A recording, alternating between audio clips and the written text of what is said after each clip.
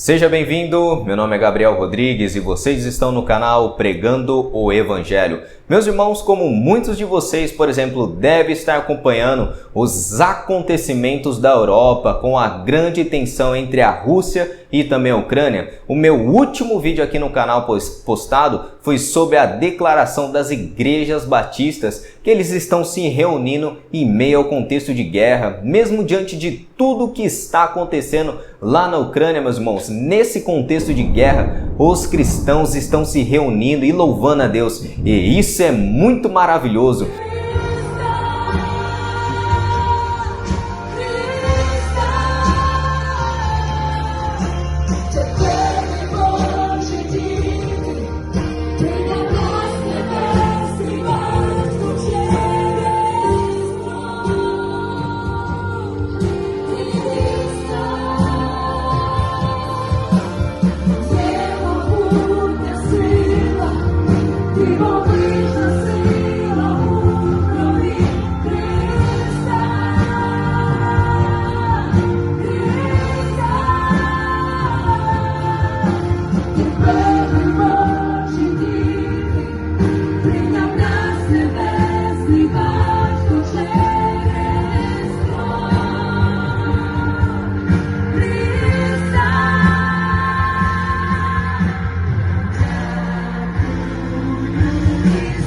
E um excelente testemunho para meditarmos no nosso país, pois aqui no Brasil um fenômeno cada vez maior está acontecendo entre os famosos desigrejados ou destemplados, como muitos preferem se auto-intitular. Os destemplados são aqueles, por exemplo, que são contra os cristãos participarem dos templos, das congregações, mas o que as escrituras falam acerca disso? É sobre isso que eu quero abordar nesse estudo, meus irmãos. Então, vamos à palavra de Deus. Por fim, depois de 3 dias, acharam Jesus no templo, sentado entre os mestres da lei, ouvindo-os e fazendo perguntas.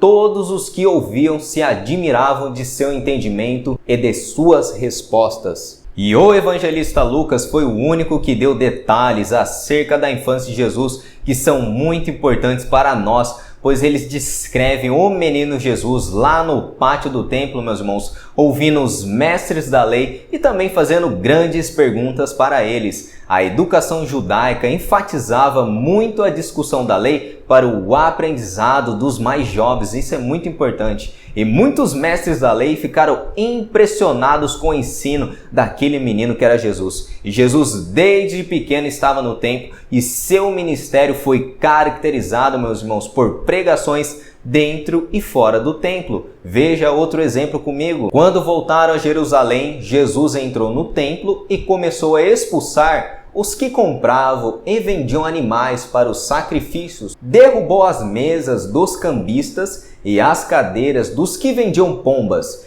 impediu todos de usarem o templo como mercado e os ensinava dizendo: as escrituras declaram, meu templo será chamado casa de oração para todas as nações, mas vocês os transformaram no esconderijo de ladrões.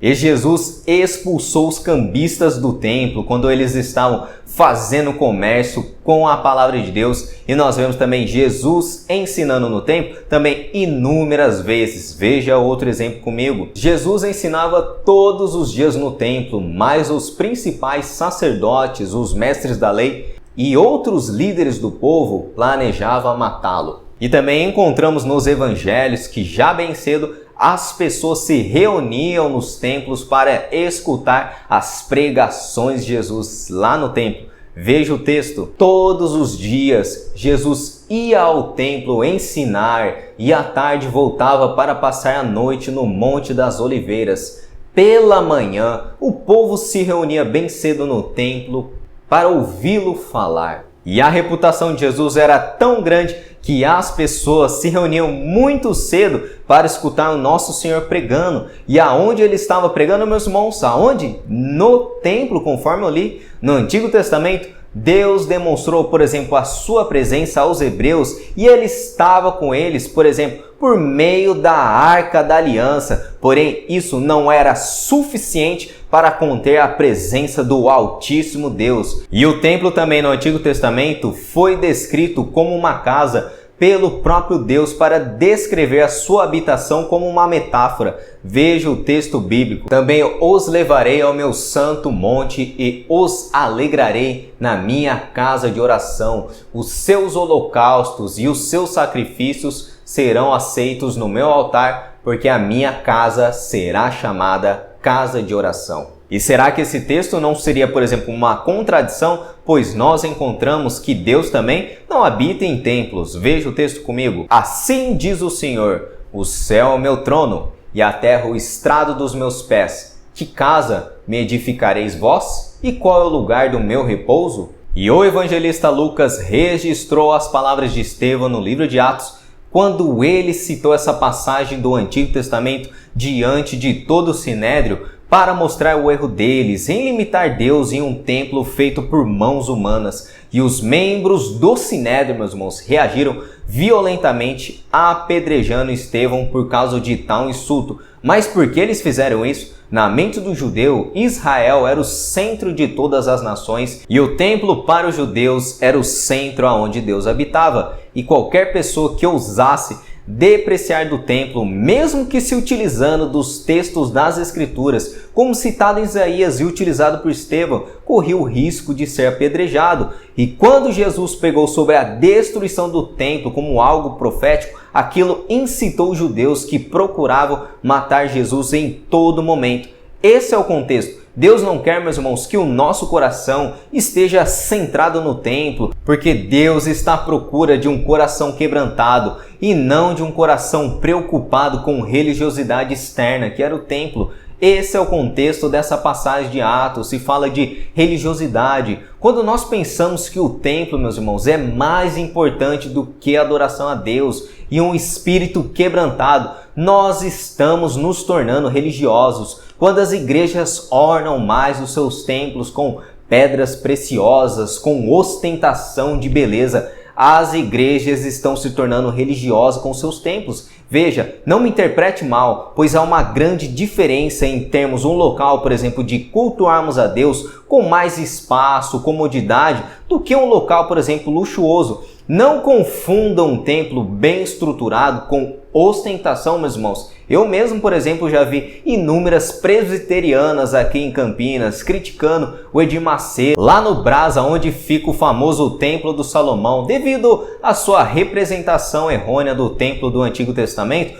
Porém, muitas igrejas presbiterianas em Campinas têm templos caríssimos, cheios de luxo, e é algo, por exemplo, que os presbiterianos precisam examinar seriamente a respeito disso, e muitas outras denominações também. Meus irmãos, se o nosso coração estiver no luxo do templo e não, por exemplo, na adoração a Deus, o nosso propósito em vão se tornou religiosidade. E tendo dito isso, Jesus pregou muitas vezes também fora do templo, mas à luz de todos esses textos fica claro que o próprio Senhor Jesus não via problema nenhum em nós frequentarmos o templo, se o motivo correto era culto a Deus. E eu poderia multiplicar os exemplos aqui nesse estudo, pois a palavra templo, lá em grego hierion, aparece 69 vezes em todo o Novo Testamento e 43 vezes só nos 4 evangelhos. E Jesus discutiu com os fariseus acerca da guarda do sábado lá no templo. Jesus curou cegos e coxos no templo. Jesus ensinou inúmeras vezes no templo. E quando Jesus saiu do templo, ele pregou sobre o fim dos tempos, que está registrado em Mateus 24. Jesus afirmou que era o filho de Davi no templo com os escribas e fariseus. E os exemplos são inúmeros sobre passagens referidas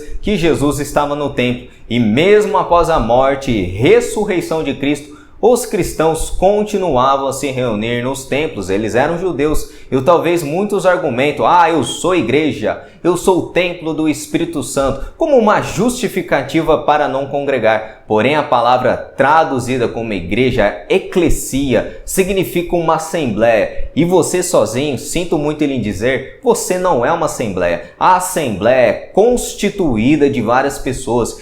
E de todos os 112 casos no Novo Testamento, onde eclesia se refere a uma instituição fundada por Cristo. E essa palavra, ela se refere a uma reunião de pessoas que pode ser em casa, em um lugar público ou também num templo. Então não tem como ser cristão sozinho, pois se queremos ser igreja, que é a assembleia, meus irmãos, precisamos estar reunidos com mais pessoas, congregando juntos. E tendo dito isso, meus irmãos, eu quero esclarecer que eu acredito que muitos estão, por exemplo, hoje decepcionados com a igreja institucional e eles tentam continuar a ser cristãos sem pertencer ou frequentar, por exemplo, nenhuma denominação. E eu também quero confessar, meus irmãos, que o cenário religioso aqui no Brasil está cada vez mais terrível, com inúmeras seitas como Universal do Edir Macedo, R.R. Soares, Valdemiro Santiago e inúmeras denominações cada vez mais estão abraçando o mundo